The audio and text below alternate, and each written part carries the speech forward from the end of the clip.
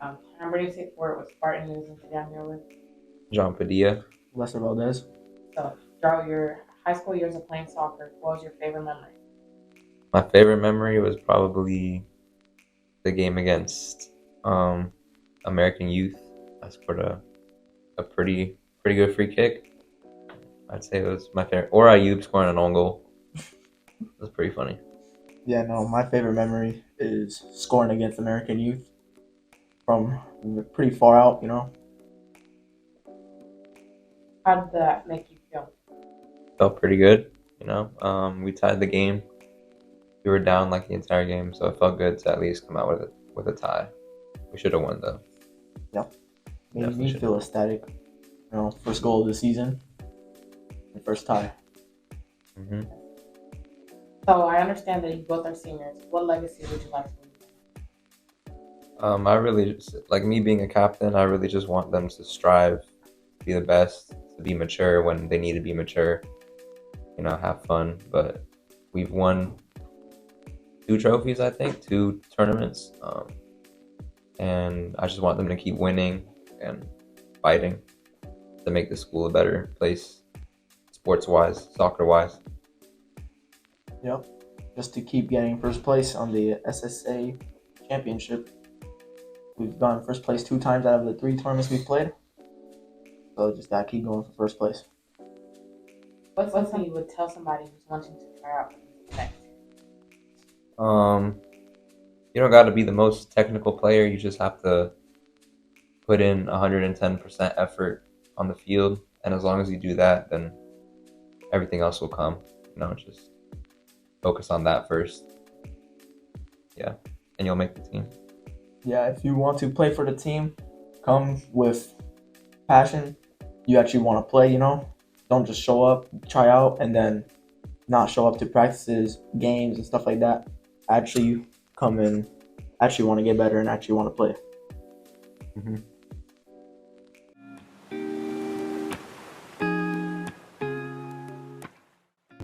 Hey guys, what's going on? It's Jackson here with Outside These Doors. Today I'm here with. Gregory Underwood. So Greg, what do you do outside these doors? I'm a content creator. I do basically anything on my content. So I do theme parks, hair videos. I just do all types of content. I'm diverse. So like what platforms do you use for your content? What platforms you can see me on is TikTok, YouTube, and Instagram. So on these platforms, how much followers do you have on most of them? Over 100,000. 100,000? Yeah. Alright. So have you had any fan interactions? I had a bunch. Definitely at this school. Most of the people at the school knows me for being a content creator, and it's pretty cool. So what's your favorite fan moment that you've had? My favorite fan moment, I was at a concert, a Rod Wave concert, and someone came up to me and was like, "That's Gregory McKay," and they wanted to take a picture with me. It was a cool moment. So Greg, who inspired you to start making content? My mom. Her name is Peach McIntyre. She's a content creator too, and she has over 500,000 followers on TikTok, YouTube, and Instagram. She's on her way. She's at 200K, so that's pretty good. So did your mom teach you everything you know and everything you know how to do? Well, I started off before her, and then she became a content creator. I stopped posting content. After a while, I went back and started posting content, and now I'm here. So in your videos, what are your favorite things to do in your videos? I love going to theme parks with my siblings, riding rides, drawing, and doing hair videos. Hair videos? Yeah. Out of the entire time you've been a content creator, what's your favorite video you've ever made? My favorite video, probably one of my Busch Gardens videos or Disney videos, because I like them places. I like going to theme parks. It's just fun. So Greg, I heard you're big into fashion. Is that true? Yeah. So what kind of fashion do you like? I like all types of fashion. I'll go to Walmart, Target, different types of stores, Nike, designer stores. I just go anywhere. I like fashion in general, and I can put anything on. I even have videos of me trying on Walmart fits, Target fits, and designer fits. So I could go with anything. So I see a lot that you're wearing fancy shoes. Yeah. What are your favorite shoes that you have? My favorite shoes right now is probably my Lavins. You know which ones those are? Yeah. You want to know why? Why? Because they reminds me of Christmas. Yeah, and that's one of my favorite holidays. So when you're outside of school and you're not making content, what do you do? I just watch movies and draw. That's really it. Draw? Yeah, and How long- also I ride my my electric e-bike. It's outside right now. So when you're riding your e-bike, where do you go? Where do I go? I go to parks. I just chill, go play basketball, football, just do something. I gotta stay active.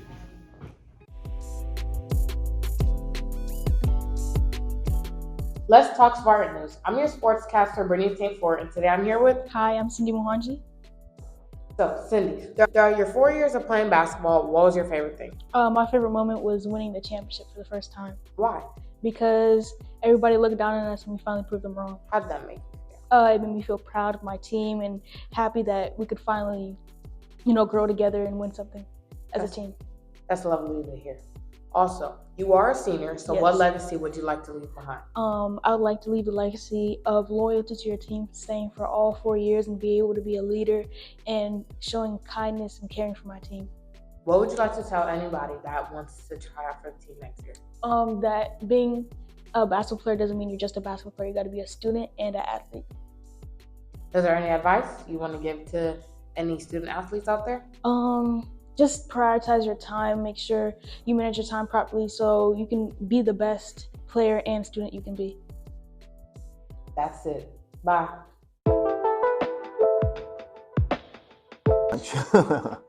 But the first one I'll say is find a job, get a job that has something similar on the outside. I know a lot of guys who go straight like Ranger infantry, and that's all cool, but there aren't a whole lot of jobs for infantry outside like law enforcement. Not that it's not a great field, it is a great field, but if you want something that you can have the option to get out, make sure there's a similar job on the other side. And you have to manage your own career. Don't let anybody in the Army pick your MOS or tell you where to go. You have to be active in managing your own career. So, and as far as like Ranger School and SF, doesn't matter what job you take, they will present that option to you. A lot of people want to go right into SF, but then they get hurt in training and they get chaptered out and they got nothing to show for it. Go something like medic, they always need SF medics anyway. So you got to skill immediately. And if you get hurt in SF training, because getting through SF training isn't just about being tough. Luck has a lot to do with it. You twist your ankle at the wrong time, fall off an obstacle. It's not your fault, you're out. So have a backup plan. And I've helped a lot of people enlist. I've gone with them, I've given them their oath.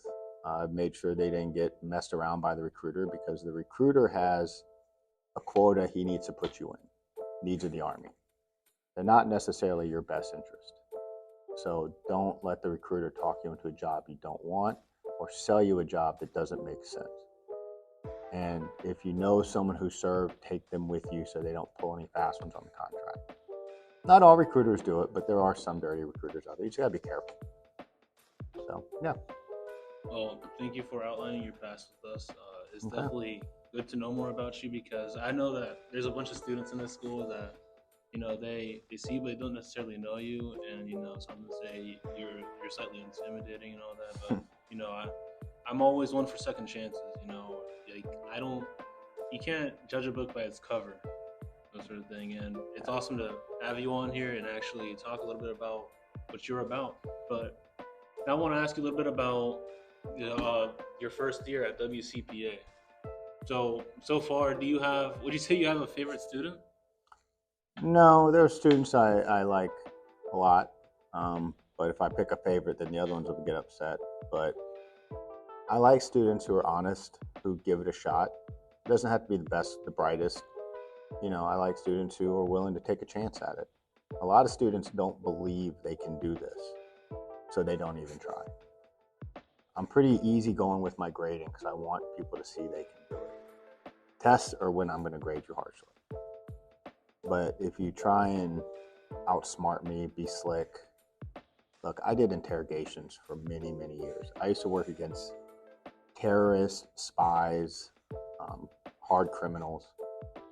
If you're going to lie to me, you better be good at it, because I've been through a lot of courses about how to spot lies through Intellitech and other ones. I can interrogate. I don't want to. But as soon as I see someone trying to get slick with me, like the blinders come up, You just catch I it. just want to feed at that point, just tear you apart. Can't do that here, but it creates a strong response for me. I don't like being lied to at all. Right. It's really disrespectful, especially when it's our teachers. Normally throughout high school, people throw a lot of stuff at teachers for just being the way they are with grades and stuff like that. But I feel like Well, in teach as a student and in life, when you screw up, own up to it. Say my bad. I screwed up. When I was a platoon sergeant, I'd have guys come to formation late, and they always give me some crazy excuse. Just own up to it. I'm not going to kill you if you're honest about it. We all make mistakes. But if you're going to compound it by trying to pull a fast one on me or throw me some cheap excuse, you don't even care enough to work it out, well, now I'm insulted, so just take it on the chin. I screw up. I screwed up today. I screw up every day. Everybody does. Just say I screwed up. It's not that bad. I'll help you fix it then. But you got to admit it first. So throughout your first year here, do you have any funny stories? Not yet. I've nothing that really stands out. It's been pretty much just, come to work, do the job. What about in general? For your lifetime, do you have any funny stories? Yeah, I've got a million of them. In the Army, it's like when you talk to people who are combat vets, the ones who talk about combat probably aren't combat vets, or very little. We usually tell the funny stories. And when you're deployed, you're going to have funny stories. One I recently shared was my first tour in Afghanistan. We were a mobile training team. We were assigned to the Afghan Army, and we have to go. We're basically embedded with them. It's only like 30 of us and no support, so we rely on them. So the first day in Zabul province, we have to go meet the governor. It's supposed to be a 1 hour in and out, but we end up, it was rainy. The Humvee gets stuck. They're trying to get it out of the mud. We end up stuck in the rain for like 5 hours. Yeah, so it was cold rain, surrounded on all sides by high ground. And this was 2007. Zabul province was the most dangerous province in Afghanistan. So we're expecting, we were in firefights almost every day. But in this case, it's cold and rainy, where it's the winter, and winter there gets pretty cold. And I'm getting the bubble guts from all these eggs I've been eating, because I just was trying to get, it was supposed to be an hour in and out. I was trying to get big. What could go wrong, right? So I'm starting to fart in this Humvee. Now I'm in the hatch, so my rear is about eyeball level with everybody else, because you got like a little sling you sit on, right? So every time you bust, you're on somebody. And they were bad. And it's egg farts, right? And I got them so bad, and the colonel basically the third or fourth time, he says, if you fart again, I will shoot you myself. And he's the type of guy who meant it. So I'm in this tiny hatch, worried about getting shot from outside. Now I'm worried about getting shot from inside. And I had to sneak my butt up so I could fart in the wind before I could put my butt back down and heat up the whole cat. They were all mad at me. I couldn't help it, So, but that started a whole year of egg fart wars. Where like, oh, we're going on a Humvee ride, so everybody would eat eggs and just try and gas each other out. And it was disgusting. But that's what you do when you're deployed. Anything to make you laugh. So, yep, that's the egg story. And like we went that year, we all ate so many eggs. We lifted a lot of weights, and we were stinky as could be. But it's just a bunch of guys away from home. It's like when you go on deployment with a bunch of guys you like, you turn into 12-year-olds pretty quick. So we had 12-year-old sense of humor. That's awesome to learn about, and even out of that, you made a tradition with it, right? With your At least that year, it was a great egg battle. So going on, guys would come out like we're on a mission. They'd run and grab a bunch of yogurt, like I'm gonna get you back. You're like, oh come on man, what are you doing? So I'd be sitting there with a bunch of eggs, protein powder, just killing each other with chemical warfare in the Humvee. Yeah, and it's also an example of a great lesson to learn. You know, no matter what hard times you're going through, you just got to make the most fun out of it, right? It was a good time. It was the best time in the worst place. I had some of my worst moments of my life. I had some of the best, but the friendships I made there, I'm still very good friends with. It's the friendships you make on a combat deployment last you forever. And veteran friends, I'm sorry to say, they're just different. We're there for each other. It's just, I might not talk to you for 5 or 6 years. You call me in the middle of the night, something's wrong, depression. We have a lot of stuff going on in the military with that. I'm right there.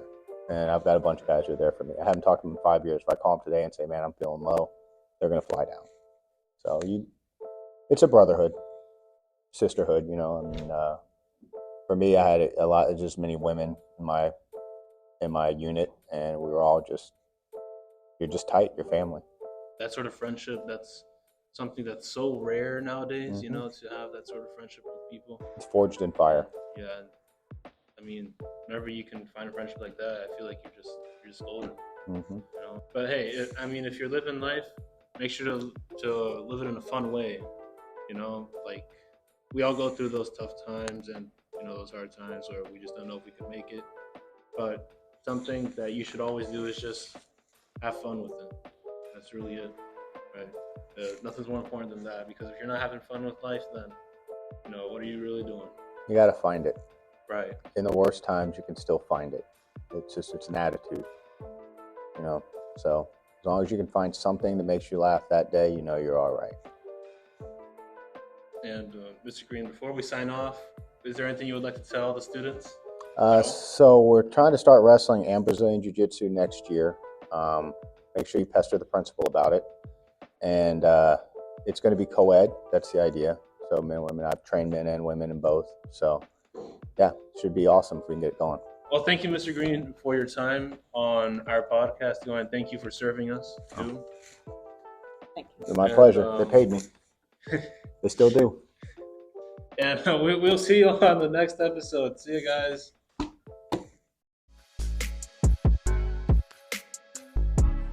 Welcome back to Look on the Bright Side. I'm your host, Sean, and today we have collected once again another anonymous rant from a student at this school. That's bad bait. Catch and release. Can you believe what I found today? It's not exactly good news.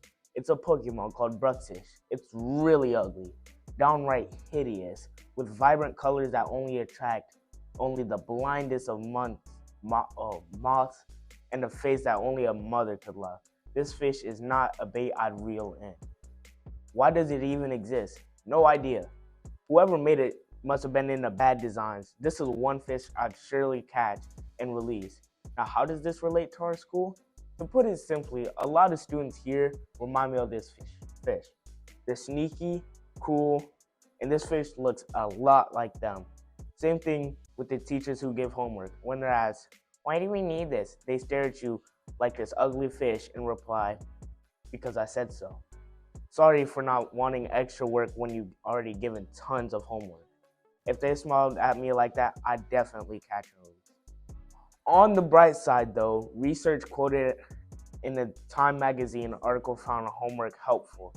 In a 2006 meta-analysis, Duke University psychology professor Harris Cooper found evidence of a positive correlation between homework and student achievement, meaning students who did homework performed better in school. He says, a good way to think about homework is the way you think about medications or dietary supplements. He said, if you take too little, then it'll have no effect. If you take too much, it can kill you. You take just the right amount and you'll get better over time. Well, that's all for today. I hope I've shown you the bright side, and I hope you have a good day.